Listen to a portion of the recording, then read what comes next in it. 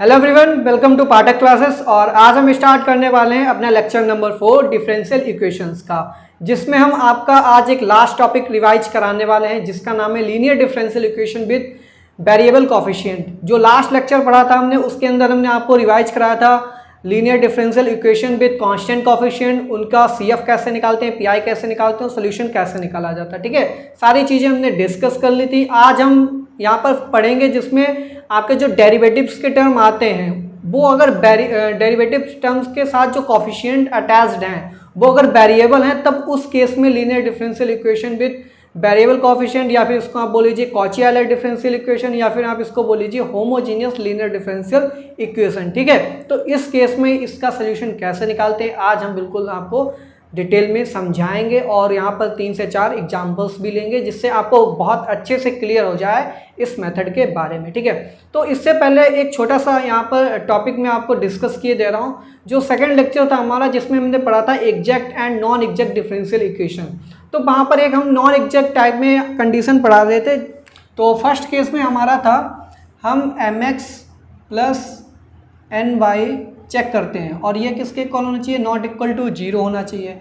तब उस केस में हमने आपको बताया था इंटीग्रेटिंग फैक्टर क्या होता है, 1/mx प्लस ny होता है। ठीक है, ये कब होता है, जब हमारे पास जो होती है गिवन डिफरेंशियल इक्वेशन वो कैसी होनी चाहिए, होमोजीनियस टाइप की होनी चाहिए। कैसी होनी चाहिए, होमोजीनियस डिफरेंशियल इक्वेशन होनी चाहिए। ठीक है, फिर हमने एक सेकंड केस बताया था। सेकंड केस में हमने आपसे बोला था अगर होमोजीनियस नहीं है तब हम क्या चेक करेंगे, mx माइनस ny निकाल लेंगे, ये नॉट इक्वल टू 0 आना चाहिए, और ये कैसे होनी चाहिए, सिंगल टर्म में आना चाहिए इसका आंसर। ठीक है, और यहाँ पर भी क्या होना चाहिए, 1 टर्म होनी चाहिए, यहाँ पर भी 1 टर्म होनी चाहिए, तभी ये सॉल्व कर पाएंगे। लेकिन आप पहचानेंगे कैसे कि हमारे पास ये सेकेंड वाला केस आएगा, तब उस केस में देखिए हमारे पास जो गिवन डिफरेंशियल इक्वेशन क्या होती है, mdx plus ndy is equal to 0। ये देखिए हमारे पास एक इक्वेशन दी होती है। ठीक है, तो इस इक्वेशन को हम देखेंगे अगर ये कुछ इस फॉर्म में आ रही है, f1 xy का फंक्शन है। ठीक है, और ये किसका, प्लस f2 xy, ये भी सेकंड फंक्शन, ये भी xy का है। और यहाँ पर अगर आपको लिखा दिख जाए बाई dx, ठीक है, बाई dx, और यहाँ पे लिखा दिख जाए x dy is equal to 0, अगर इस फॉर्म में आपको दिख रही है, ये फर्स्ट इक्वेशन अगर इस फॉर्म में दिख रही है, तब उस केस में आपको mx माइनस ny वाला यहाँ पर मेथड लगाना है। ठीक है, सपोज दैट यहाँ पर देखिए mdx था, तो m किस टाइप का फंक्शन होना चाहिए, f1 xy का फंक्शन होना चाहिए, और साथ में बाई dx टर्म आनी चाहिए, और n जो है f2 xy का फंक्शन होना चाहिए, और बाहर एक x हो, और ये टोटल बनाकर क्या बना दे, x dy टाइप का एक टर्म बना दे। ठीक है, तो dx के साथ y आना चाहिए, और dy के साथ x कॉमन अगर आ रहा है, तो तब उस केस में integrating factor is equal to क्या होता है, 1/mx माइनस ny। ठीक है, तब इस केस में ये इंटीग्रेटिंग फैक्टर होता है। सपोज दैट एक एग्जाम्पल से हम आपको समझा रहे हैं। हमने एक एग्जाम्पल लिया 1 plus x y dx plus 1 minus x y x dy is equal to 0। ये एक गिवन डिफरेंशियल इक्वेशन दी है। ठीक है, आप यहाँ से चेक करेंगे del m over del y, फिर आप निकालेंगे del n over del x। ठीक है, वहाँ से आप देखेंगे इक्वल नहीं आएंगे तो आप बोलेंगे नॉन एग्जैक्ट है। अगर नॉन एग्जैक्ट है तब हम देखेंगे क्या होमोजीनियस है ये, तो देखिए ये होमोजीनियस तो नहीं है। अगर ये होमोजीनियस नहीं है तब हम क्या जाएंगे, सेकंड केस देखेंगे क्या इसमें लग रहा है या नहीं लग रहा है। तो सेकंड केस पे जाने के लिए हमें कुछ इस फॉर्म में ये दिखनी चाहिए। तो देखिए यहाँ पर देखिए xy आ रहा है, ये फंक्शन ऑफ xy लिखा, ये भी फंक्शन ऑफ xy लिखा। ठीक है, और बाहर देखिए कॉमन हमको क्या मिल रहा है, बाई dx मिल रहा है और x dy मिल रहा है, यानी कि हम इस पर सेकेंड केस लगा सकते हैं। तब आप डायरेक्टली यहाँ से किसकी वैल्यू निकालेंगे, mx माइनस ny की वैल्यू निकालेंगे और 1 कर देंगे, तब ये हमारा आ जाएगा इंटीग्रेटिंग फैक्टर। और इसी इंटीग्रेटिंग फैक्टर को आप इस इक्वेशन में मल्टीप्लाई करा दीजिए, तब ये किस में कन्वर्ट हो जाएगी, जब आप इसका इंटीग्रेटिंग फैक्टर मल्टीप्लाई कराएंगे तब ये इक्वेशन आपकी कन्वर्ट हो जाएगी एग्जैक्ट में। ठीक है, और जैसे ही एग्जैक्ट में कन्वर्ट होगी, आप वहाँ से एग्जैक्ट को सॉल्व करने का मेथड आपको बताया है, वहाँ से सॉल्व कर सकते हैं। ठीक है, तो ये कन्फ्यूजन होता है बच्चों को कि हम सेकंड केस कब लगाते हैं, तब उस केस में इस फॉर्म में दिखनी चाहिए नॉन एग्जैक्ट फॉर्म। ठीक है, तो चलिए आज हम डिस्कस करेंगे अपना जो मेन टॉपिक है, linear differential equation with variable coefficient. तो लास्ट में हमने क्या पढ़ा था, वहाँ पर कोफिशिएंट किस टाइप के आ रहे थे, कांस्टेंट आ रहे थे। लेकिन इस बार क्या होने वाला है, इस बार आपके पास जो कोफिशिएंट होंगे वो कांस्टेंट की जगह वेरिएबल होंगे। और वेरिएबल कैसे होंगे, बाई होगा कोफिशिएंट में या फिर एक्स होगा। देखिए बाई तो हो नहीं सकता क्योंकि लीनियर नहीं होगा, अगर बाई इंटू डेरिवेटिव टर्म आएगा तब उस केस में लीनियर नहीं रहती, हमको लीनियर भी मेंटेन करके चलनी है, तब उस केस में यहाँ पर जो डेरिवेटिव का टर्म होगा उसके साथ एक्स कोफिशिएंट आएगा, ठीक है, एक्स के कोफिशिएंट आएंगे। तो देखिए ये किस तरीके से दिखती है, तो सबसे पहले तो हम इसकी लिखेंगे जनरल फॉर्म, ठीक है। तो जनरल फॉर्म किस तरीके से होती है, यहाँ पर देखिए लिखा होगा एक्स की पावर n, तो x की पावर n है तो यहाँ पर nth ऑर्डर डेरिवेटिव होगा dn y ओवर dx की पावर n, ठीक है। फिर यहाँ पर क्या होगा x की power n minus one dn minus one y upon dx की power n minus one plus x की power n minus two dn minus two y over dxn minus two plus dot dot dot dot, ऐसे चलते चले जाएंगे, last में आपके पास क्या आएगा प्लस x आएगा, ठीक है, प्लस x आएगा, तब ये हो जाएगा dy ओवर dx प्लस यहाँ पर बाई आएगा, ठीक है, इज इक्वल टू क्या आने वाला है फंक्शन ऑफ x qx। साथ में यहाँ पर कांस्टेंट भी आएंगे, तो यहाँ पर a1 आ जाएगा, यहाँ पर a2 आ जाएगा, ठीक है, और यहाँ पर क्या आ जाएगा हमारे पास, यहाँ पर आ जाएगा an माइनस वन, ठीक, और यहाँ पर आ जाएगा an, इसको बोल दीजिए इक्वेशन नंबर 1। इसी को हम कैसे रिड्यूस करके लिख सकते हैं, इसमें देखिए आप x की power n dn over dx की पावर n, ठीक है, plus a1 xn minus one dn minus one over dxn minus one plus a2 xn minus two dn minus to over dxn minus two plus dot dot dot, ठीक है, last में क्या आएगा हमारे पास an, by देखिए हम बाहर निकाल लेंगे, ठीक है, तो यहाँ पर लिख दीजिए y is equal to q of x। तो देखिए ये इक्वेशन नंबर 1 को इस फॉर्म में भी हम लिख सकते हैं, ठीक है। अब देखिए इसका सोल्यूशन कैसे निकालते हैं, ठीक है,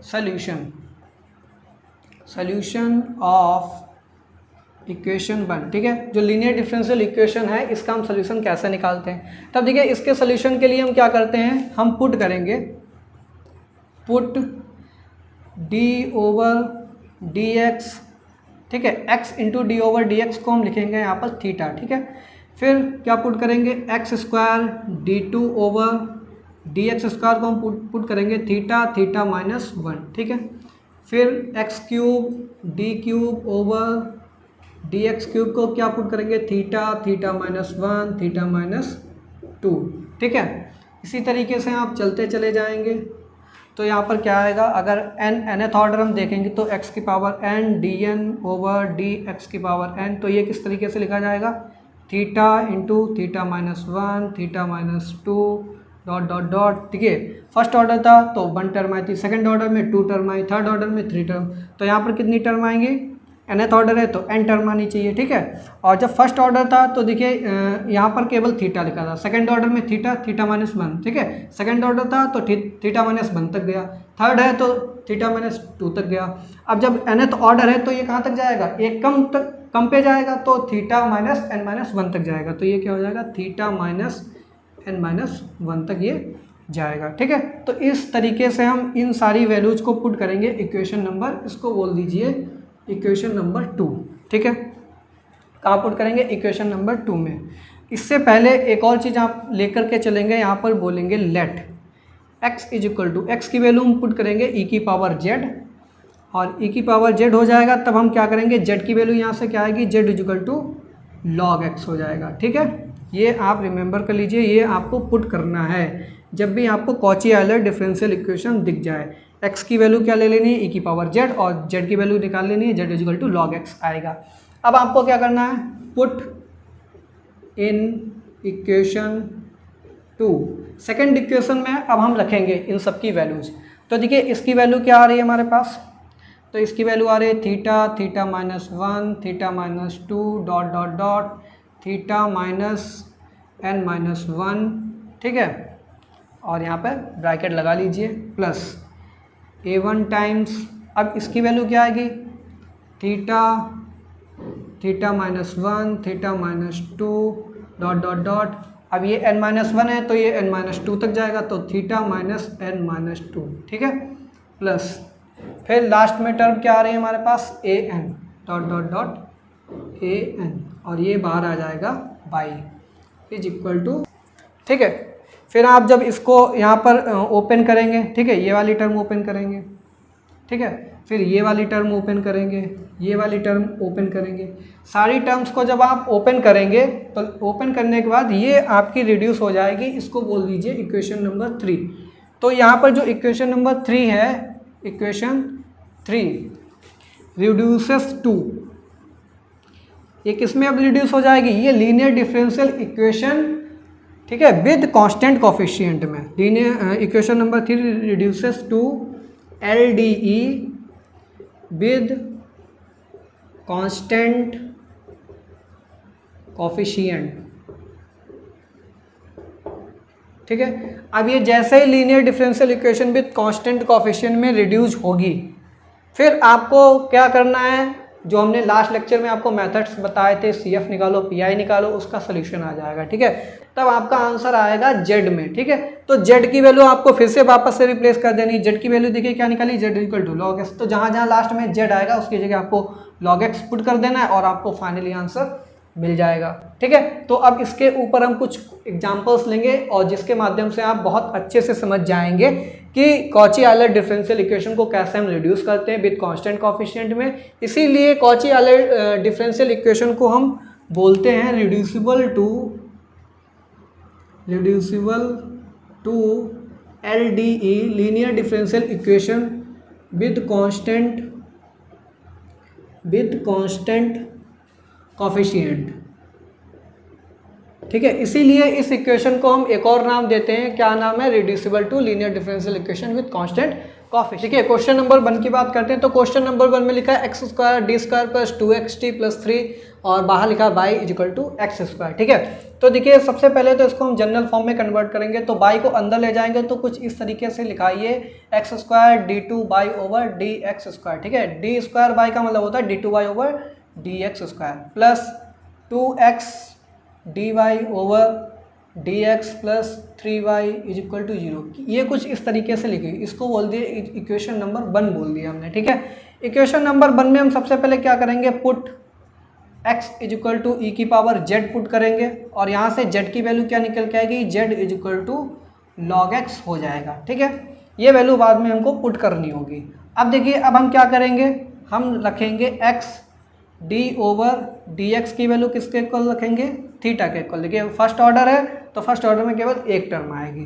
फिर हम x² d2 ओवर dx² को थीटा माइनस 1, ठीक है, ये पुट करेंगे।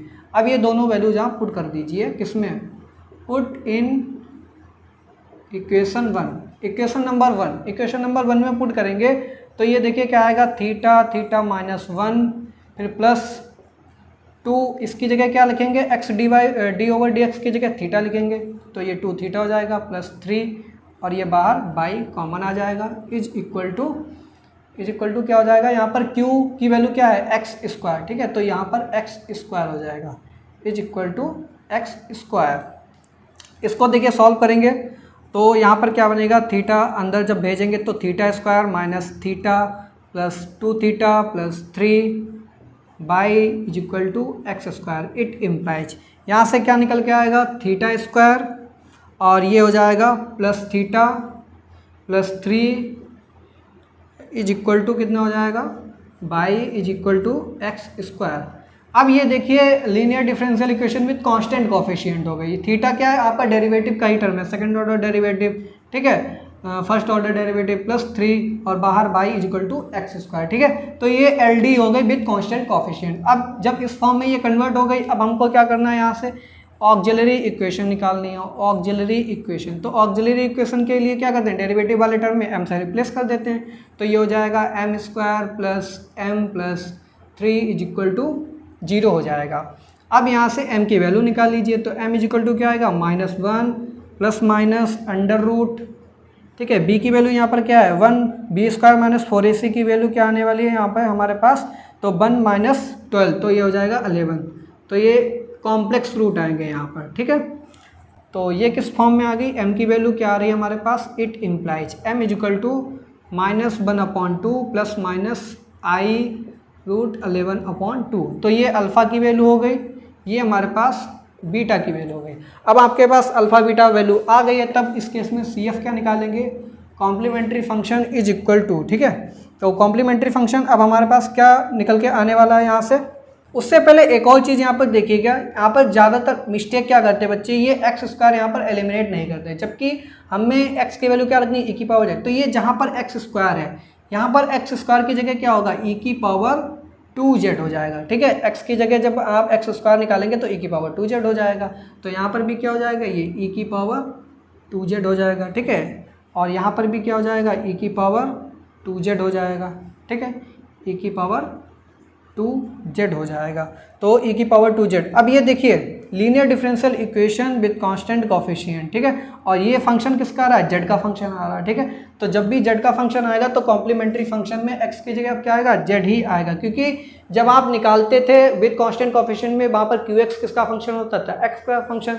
तो कॉम्प्लीमेंट्री फंक्शन में भी x वाली टर्म आती थी, लेकिन यहाँ पर ये फंक्शन ऑफ z हो गया, तब इस टाइप में यहाँ पर क्या आएगी, z के टर्म्स आएंगी, ठीक है। तो z की टर्म्स देखिए कैसे आएंगी, CF निकालने के लिए फार्मूला क्या होता है, e की पावर अल्फ़ा एक्स, ठीक है। तो e की पावर अल्फ़ा यहाँ पर कितना, -1/2। अब x की जगह यहाँ पर z हो जाएगा, ठीक है।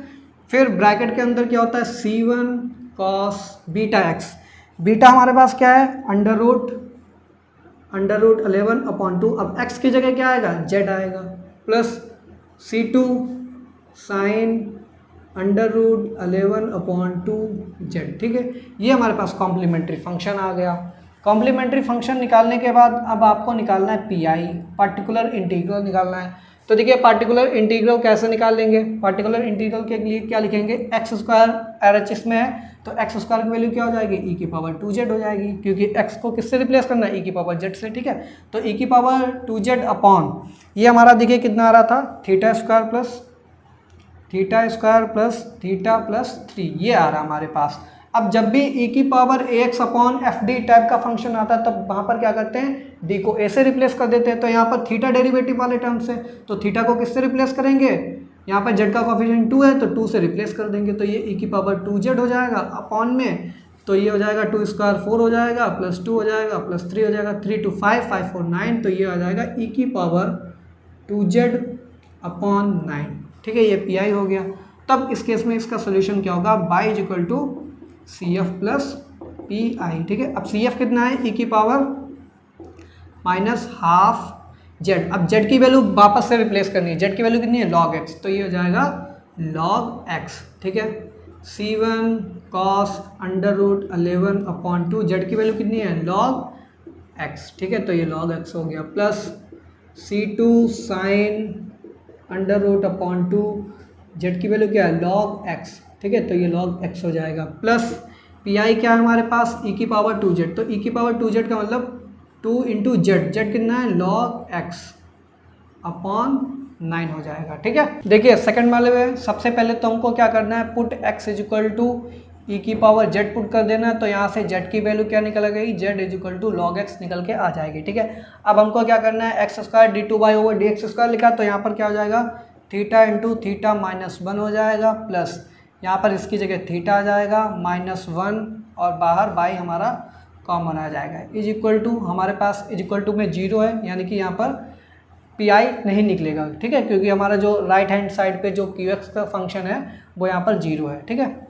अब देखिए यहाँ पर इसको सॉल्व करेंगे, ये क्या हो जाएगा, theta square minus theta plus theta -1 y is equal to 0। यहाँ से थीटा थीटा कैंसिल आउट हो जाएगा, तो बचेगा theta square -1 y is equal to 0, ठीक है। इसको बोल दीजिए इक्वेशन नंबर 2, ठीक है। और जो हमारी गिवन इक्वेशन थी इसको बोल दीजिए इक्वेशन नंबर 1। अब हम क्या करेंगे, ऑक्सिलरी इक्वेशन निकालेंगे। तो ऑक्सिलरी इक्वेशन कैसे निकालते हैं, m से रिप्लेस कर देंगे, तो m square -1 is equal to 0 हो जाएगा, तो m square is equal to 1 आएगा, ठीक है। और यहाँ से m की वैल्यू क्या आएगी, +-1 आएगी, ठीक है। अब कॉम्प्लीमेंट्री फंक्शन निकालिए, इक्वल टू C1 e की पावर, पहला रूट क्या है 1 है, तो इस बार x के लिए z में चल रहा है, तो यहाँ पर z लिखेंगे, z हो जाएगा, प्लस C2 e की पावर -z हो जाएगा, ठीक है। ये हमारा कॉम्प्लीमेंट्री फंक्शन निकल गया है और यही हमारी y की वैल्यू हो जाएगी, यानी कि इस गिवन डिफरेंशियल इक्वेशन का सोल्यूशन हो जाएगा। तो बाई इज इक्वल टू क्या हो जाएगा, C1 e की पावर z को हम क्या लिखेंगे, e की power z is equal to x है, तो C1x प्लस C2। अब यहाँ पर e की पावर माइनस जेड है, तो e की पावर माइनस जेड क्या हो जाएगा, 1/x हो जाएगा, क्योंकि इसको e की पावर माइनस जेड को क्या लिख सकते हैं, 1/e की पावर z। ठीक है, तो ये देखिए हमारे पास सोल्यूशन निकल के आ जाता है गिवन डिफरेंशियल इक्वेशन का। अब देखिए क्वेश्चन नंबर 3 को कैसे सॉल्व करेंगे।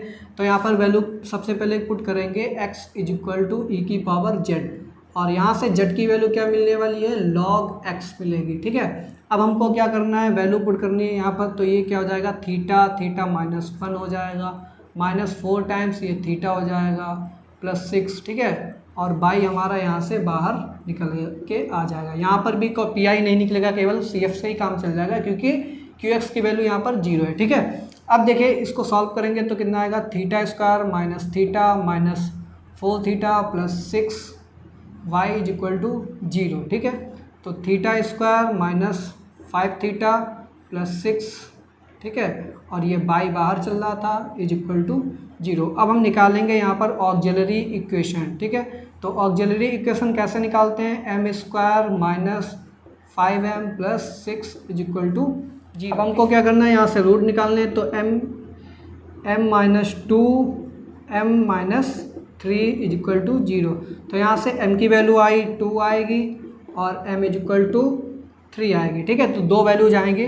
तो यहाँ से कॉम्प्लीमेंट्री फंक्शन क्या हो जाएगा, C1 e की पावर 2z हो जाएगा प्लस C2 e की पावर 3z हो जाएगा। ठीक है, अब यहाँ से वापस से वैल्यू रिप्लेस कर देनी है। तो C1 e की पावर 2z e की पावर z x के इक्वल है, तो e की पावर 2z x स्क्वायर के इक्वल हो जाएगी, प्लस C2 e की पावर यहाँ पर e की पावर 3z है, तो ये x³ बन जाएगा। ठीक है, और यही कॉम्प्लीमेंट्री फंक्शन हमारा सोल्यूशन हो जाएगा इस गिवन डिफरेंशियल इक्वेशन का। अब देखिए इसी में एक और टाइप की यहाँ पर लीनियर डिफरेंशियल इक्वेशन होती है, उसको बोलते हैं हम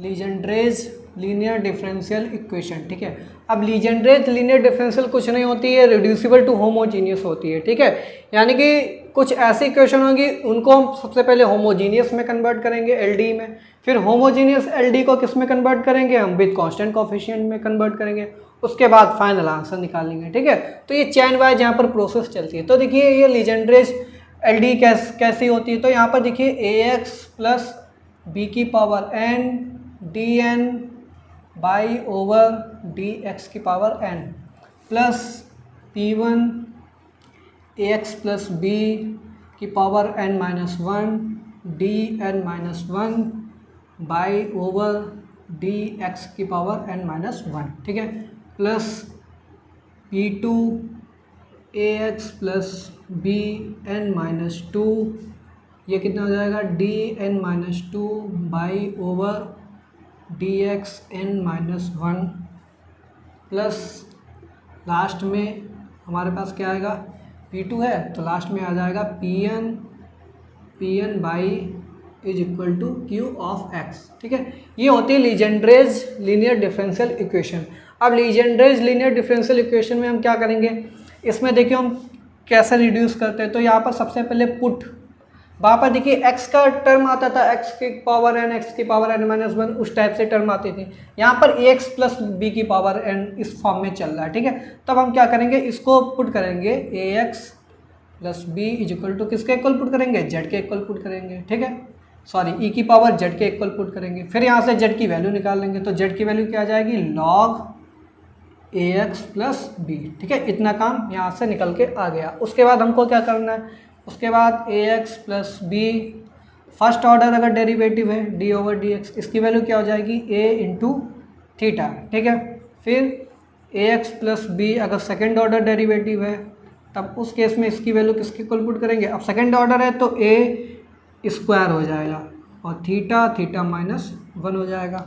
फिर थर्ड ऑर्डर अगर है तो ax plus b cube d³ over dx की पावर 3 इज इक्वल टू ये कितने हो जाएगा, थर्ड ऑर्डर है तो ये a³ हो जाएगा, तो थीटा -1 थीटा -2। ठीक है, इस तरीके से आप वैल्यूज पुट करते चलिए। ठीक है, चलिए एक क्वेश्चन आपको हम सॉल्व करके बताएंगे लीजेंड्रे का कैसे सॉल्व किया जाता है। ये देखिए लीजेंड्रेज लीनियर डिफरेंशियल इक्वेशन है, ठीक है, विद वेरिएबल कॉफिशिएंट। तो यहाँ पर x की पावर n की जगह पर अब क्या आ रहा है, 1 प्लस एक्स की पावर 2, ठीक है, 1 प्लस एक्स आ रहा है, ठीक है, यानी कि ये लीजेंडर टाइप की फंक्शन हो गई। तब इस केस में हम सोल्यूशन देखिए कैसे यहाँ पर बताएंगे। सबसे पहले पुट करेंगे, put 1 plus x is equal to z के इक्वल पुट करेंगे, ई की पावर जेड के इक्वल पुट करेंगे, ठीक है, ई की पावर जेड। यहाँ से जेड की वैल्यू आ जाएगी z is equal to log 1 plus x हो जाएगा, ठीक है। अब इसके बाद हमको क्या करना है, 1 plus x first order derivative की जगह हम क्या रखेंगे, a इंटू थीटा। अब a की वैल्यू क्या होती है, x का कॉफिशिएंट, ठीक है, तो x का कॉफिशिएंट यहाँ पर 1 है तो 1 इंटू थीटा क्या हो जाएगा, थीटा ही हो जाएगा। फिर यहाँ पर 1 प्लस एक्स का whole of square second order derivative है, तब इस केस में इसकी वैल्यू क्या रखते हैं, a square into theta, theta minus 1 हो जाएगा। अब ए स्क्वायर, ए की वैल्यू तो 1 ही है तो ए स्क्वायर 1 का स्क्वायर 1 ही हो जाएगा, तो ये यहाँ से थीटा इंटू थीटा माइनस 1 बनेगा, ठीक है। अब हमको सेकंड ऑर्डर तक ही जाना है क्योंकि थर्ड ऑर्डर तो है ही नहीं इसमें, तो ये वैल्यू हमको पुट कर देनी है, इसको बोल दीजिए इक्वेशन नंबर 1। तो पुट इन 1, फर्स्ट में हम इनकी पुट करेंगे वैल्यूज़, तो ये क्या आएगा हमारे पास, थीटा थीटा माइनस 1 प्लस, ठीक है, ये बन जाएगा थीटा प्लस 1 और बाहर हम कॉमन ले लेंगे बाई इज इक्वल टू 0, ठीक है। अब इसको सॉल्व कीजिए तो ये क्या आ जाएगा, theta square minus theta plus 1 y is equal to 0 हो जाएगा, ठीक है। यहाँ से theta minus theta cancel out हो जाएगा तो theta square plus 1 y is equal to 0 आ जाएगा, ठीक है। अब यहाँ से ऑक्सिलरी इक्वेशन निकालेंगे, तो ऑक्सिलरी इक्वेशन निकालेंगे, क्या बनेगी हमारे पास, m square plus 1 is equal to 0। यहाँ से एम की वैल्यू जाएगी m is equal to plus minus i, ठीक है। यहाँ पर अल्फ़ा की वैल्यू 0 हो जाएगी, बीटा की वैल्यू क्या आएगी, बीटा की वैल्यू 1 आएगी, बीटा इज इक्वल टू 1, ठीक है। तो इसका देखिए सी एफ कैसे निकालेंगे, तो इसका सी एफ आएगा complementary function is equal to e की पावर अल्फ़ा एक्स, वो तो 0 ही हो गया, ठीक है। तो अंदर क्या बचेगा, C1 कॉस बीटा एक्स। अब यहाँ पर x की जगह क्या आएगा, x की जगह पर z आएगा, ठीक है। तो C1 कॉस बीटा, बीटा कितना हमारे पास 1 है तो कॉस z हो जाएगा, प्लस C2 साइन z हो जाएगा, ठीक है। और यही हमारा y equal to C F solution हो जाएगा, क्योंकि हमारे पास जो RHS में वो 0 है तो पी आई तो यहाँ से निकलेगा नहीं। तो बाई इक्वल टू क्या आएगा, C1 कॉस जेड, जेड की वैल्यू कितनी है हमारे पास, देखिए जेड हम लोग किसको पुट किया है, z equal to log 1 plus x आ जाएगा, तो कॉस लॉग 1 प्लस एक्स आ गया, ठीक है, प्लस C2 साइन जेड की वैल्यू क्या आ रही है हमारे पास, लॉग 1 प्लस एक्स, ठीक है। तो ये हमारे पास सोल्यूशन निकलता है जब लीजेंडर टाइप की फंक्शन होती है, ठीक है, Legender is linear differential equation.